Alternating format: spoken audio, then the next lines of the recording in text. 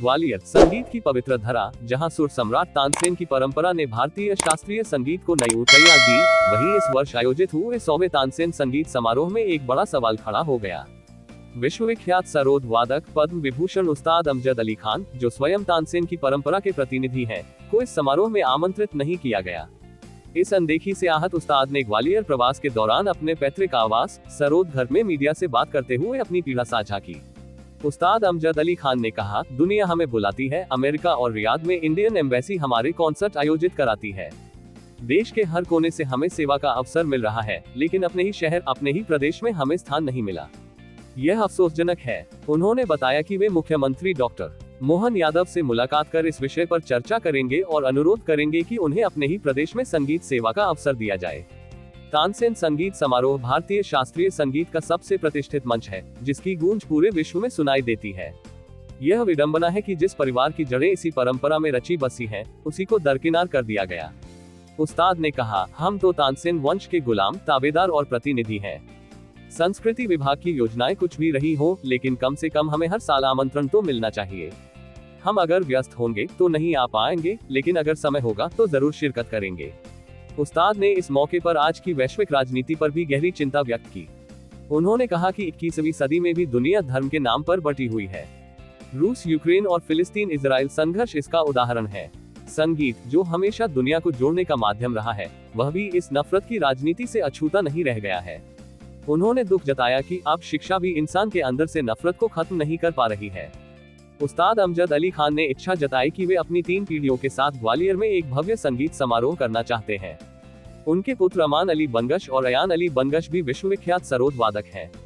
यदि तानसेन समारोह में यह ऐतिहासिक प्रस्तुति होती, तो ये भारतीय संगीत जगत के लिए एक स्वर्णिम अवसर होता।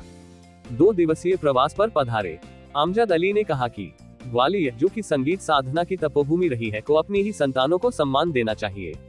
जिस तरह तानसेन ने अकबर दरबार में संगीत को नई ऊंचाई दी थी, उसी तरह आज उस्ताद अमजद अली खान ने विश्व मंचों पर भारतीय संगीत का मान बढ़ाया है।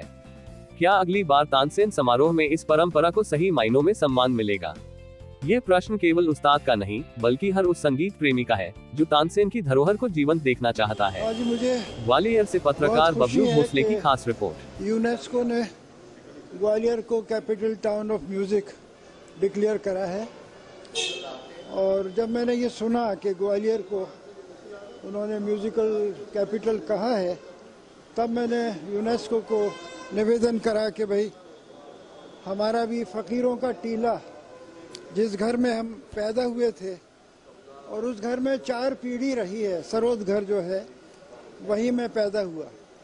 तो मैंने कहा अगर आप को जब दिल हो तो आइए और हमारे म्यूज़ियम को देखिए। तो वो आज यूनेस्को की टीम आई हुई है, तो उनका वो विज़िट कर रहे हैं अभी 10:30 बजे वहाँ पर सरोद घर में।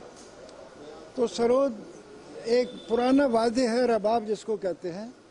अफ़गानिस्तान, कश्मीर, पूरे सेंट्रल एशिया में है वो, रबाब कहते हैं। तो रबाब को ही हमारे पूर्वजों ने रबाब को उसमें चेंजेस करके सरोद बना।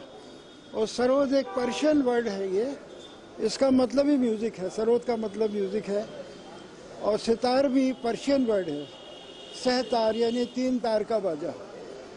तो हमारे देश में दुनिया के हर मुल्क की अच्छाइयाँ हमने ली हैं, और ये हमारा जो देश है, इसको हिंदुस्तान के कैरेक्टर को समझना सबकी बस की बात नहीं है।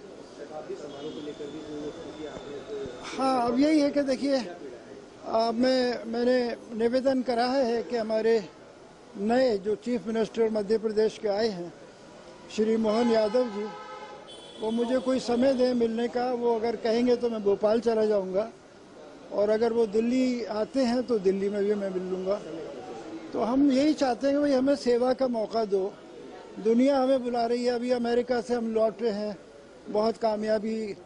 रियाद में हमारा कॉन्सर्ट हुआ, इंडियन एम्बेसी ने करा। हर प्रांत से, पूरे दुनिया से हमें सेवा का मौका मिल रहा है।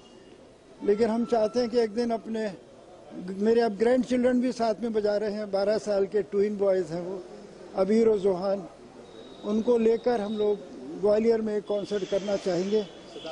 और शताब्दी समारोह में वही है कि कल्चरल डिपार्टमेंट की प्रायोरिटीज़ अलग हैं, उनका एजेंडा अलग है, लेकिन हम तो तानसेन वंश के गुलाम हैं, ताबेदार हैं और हम्बल प्रतिनिधि है।